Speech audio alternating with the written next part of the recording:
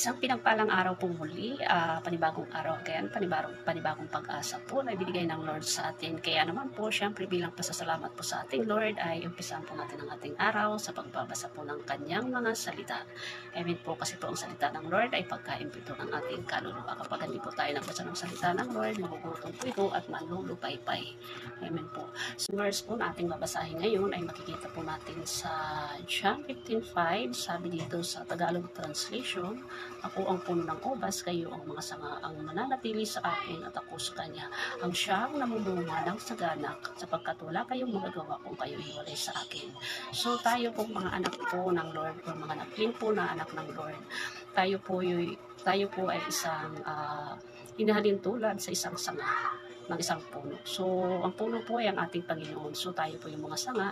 Kapag po hindi po tayo konektado sa puno, wala pong mangyayari sa atin, kundi mandulupaypay po tayo at wala pong mangyayaring bunga. So, kapag po nagstay po tayo sa ating Panginoon or sinunod po natin kung ano yung inuutos ng ating Panginoon sa atin bilang mga anak ng Diyos or naging mga anak ng Diyos, magkakaroon po ng magandang bunga. So, wala pong natutuwa po sa isang magulang or sa isang ama na hindi po sumusunod sa kanyang sa isang anak na hindi po sumusunod sa kanyang ama. So kailangan po kung ano po yung inuutos ng Lord sa atin ay sundin po natin, sapagkat siya lamang po ang nakakaalam kung ano po yung mga bagay na makakabuti sa atin.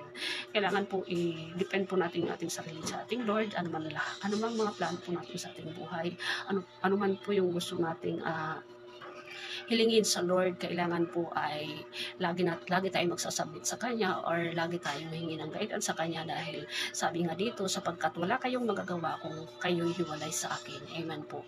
Dahil po nadipindi po tayo sa ating Lord or tayong mga anak, nadipindi po tayo sa ating mga magulang kung ano po yung ituturo ng ating mga magulang sa atin. So same po sa ating Panginoon. Kaya importante po talaga na nakonektado po tayo sa ating Lord sa lahat po mga plano natin sa buhay, sa lahat po ng ginagawa natin sa buhay. Kasi yun lang naman po yung gusto nating mangyari. Minsan na napipil po tayo or nanghihina tayo sapagkat hindi tayo, nawawala tayo sa presensya ng ating Panginoon. So kailangan po ay magstay po tayo sa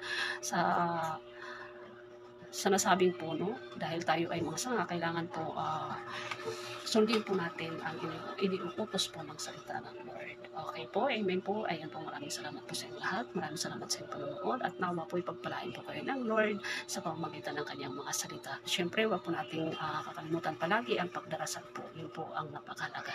Again, maraming salamat po sa inyong lahat. God bless po.